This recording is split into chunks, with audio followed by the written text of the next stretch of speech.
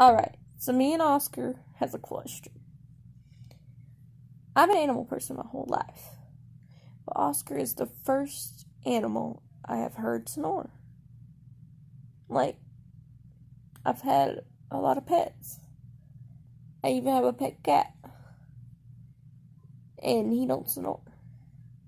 We have had pets in the past, they have never snored. So am I the only one that has never heard an animal snore? Till now, when I got Oscar.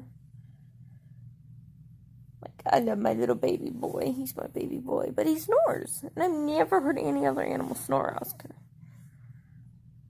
But Oscar does sleep a lot now.